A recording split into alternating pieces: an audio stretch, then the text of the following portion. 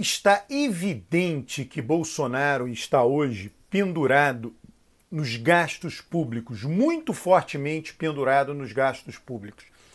Veja, é importante, tenha este dado em mente. A pesquisa do Datafolha do ano passado e agora de junho de 2020 mostra uma diferença muito grande na aprovação de Bolsonaro. Tome todo o grupo que diz que Bolsonaro é ótimo e bom. 100%. Aqui está todo o grupo que diz que Bolsonaro é ótimo e bom. Ano passado, em dezembro de 2019, 30% deste grupo, um pouco mais do que 30%, eram formados por pessoas que ganhavam até 2 salários mínimos.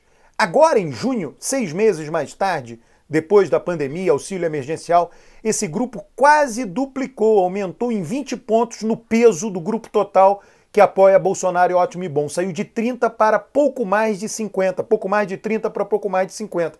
Ou seja, de todo o ótimo e bom de Bolsonaro, no total, não diminuiu, é 30%, 33% da população brasileira. Só que a composição interna desse ótimo e bom mudou bastante.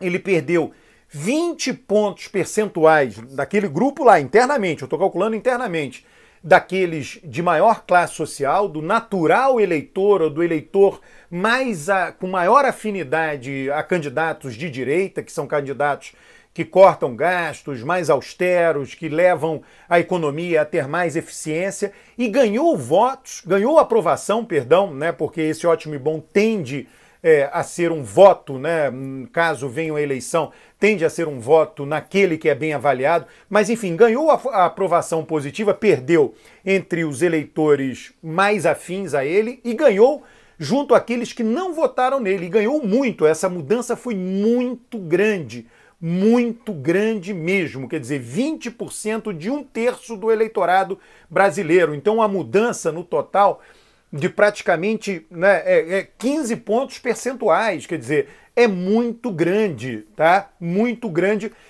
internamente lá. E aí o que acontece, né? Bolsonaro, o que acontece? Bolsonaro, ele depende disto para afastar o impeachment, tá? Ele precisa desse apoio, é fundamental, é um seguro anti-impeachment no atual momento. E quando se aproximar 2022, ele pensa, olha, eu tenho que manter esse pessoal junto comigo. Agora, tudo isso se deve à postura equivocada de Bolsonaro na pandemia. Como ele, vamos pensar aqui, quem o aprovava? Eleitores de renda mais alta. O que ele fez em relação a esses eleitores? Eleitores de maior escolaridade, que valorizam mais o conhecimento científico, gente mais velha também, tá? E aí ele vai e é inconsequente com relação à pandemia, com relação ao coronavírus, e mina todas as tentativas de uma concertação nacional, né? De um acordo nacional do governo federal, governos estaduais e municípios para combater a pandemia da maneira apropriada, da maneira feita por todos os países do mundo. Uma quarentena, um lockdown muito forte no início e depois a liberação gradual após o achatamento da curva. Ele fugiu disso. Para mim, eu sempre lembro aqui, já falei isso em vários vídeos, no dia 15 de março ele desceu a rampa do Palácio do Planalto e cumprimentou as pessoas. Ali foi quando eclodiu muito fortemente o risco do coronavírus.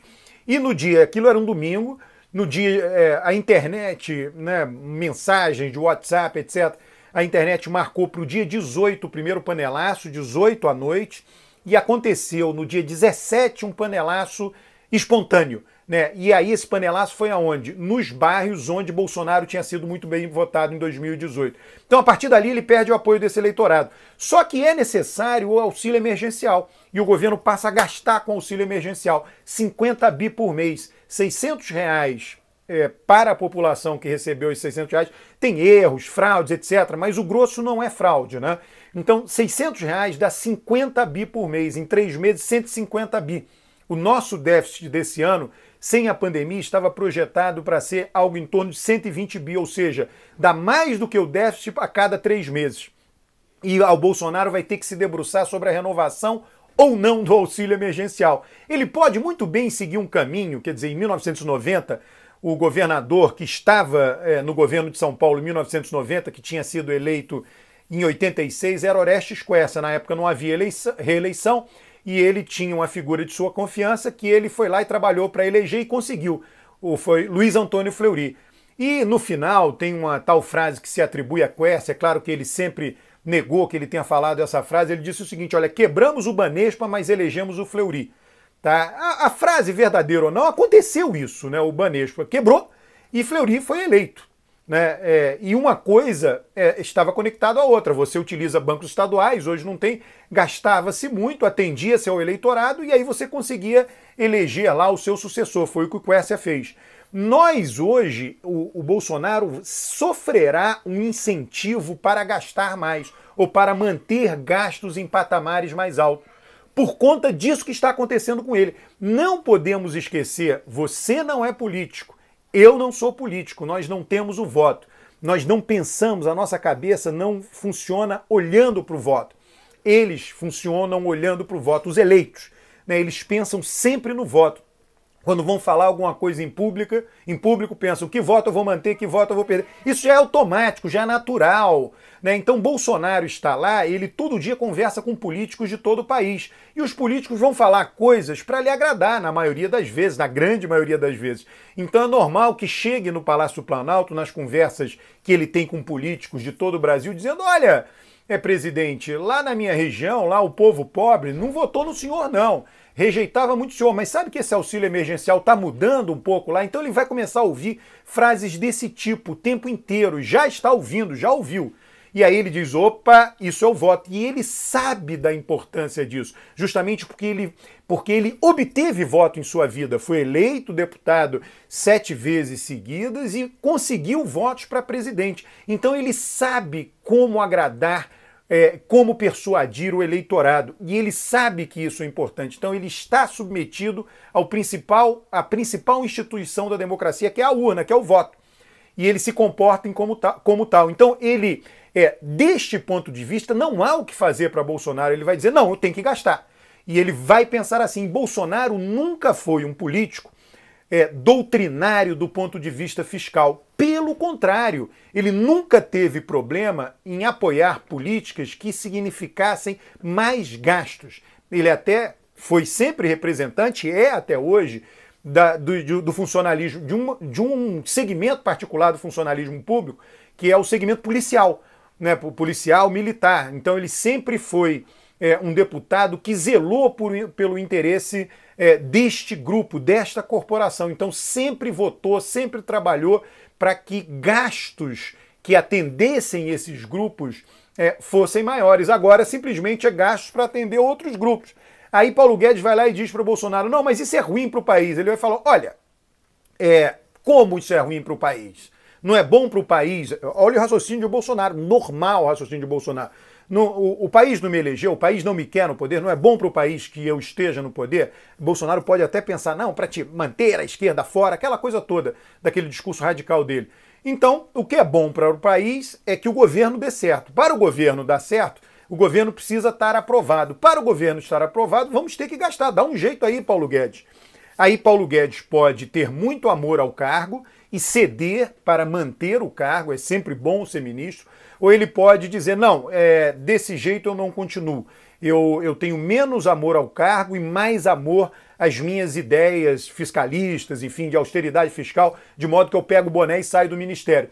Pode ser, Paulo Guedes pode escolher uma coisa ou outra. Agora, é um fato que ele já está sendo pressionado, eu não tenho informação de dentro, eu estou utilizando a lógica, ele já está sendo pressionado por Bolsonaro para que os gastos sejam mantidos. Veja que a proposta de Paulo Guedes da saída do auxílio emergencial eram 2 meses de R$300. A proposta de Bolsonaro são 3 meses para sair, sendo que o primeiro R$500, o segundo R$400 e o terceiro R$300. Ou seja, a proposta de Bolsonaro é mais gastadora que a proposta de Paulo Guedes, porque o Bolsonaro tem que obter voto e Paulo Guedes não.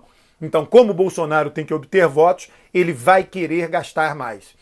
E isso daí é só o início do que a gente vai ver daqui para frente. Está evidente, Bolsonaro não precisa ler pesquisa, não precisa ler as pesquisas do Datafolha. Eu que as trouxe aqui no início desse vídeo para mostrar o seguinte, que o apoio dele, o seguro anti-impeachment e o apoio dele de hoje até a eleição presidencial, dado o erro que ele cometeu com relação à pandemia, pode derivar muito, pode depender muito. É claro que outras coisas podem vir e entrar em outras variáveis, eu tenho que refazer essa análise, mas no momento o que é mais relevante é gastar mais visando manter-se no poder, ou seja, afastando o impeachment e já visando a eleição de 2022. Bolsonaro está enquadrado nas regras do jogo. Ele vai disputar a eleição, vai legitimar as regras do jogo.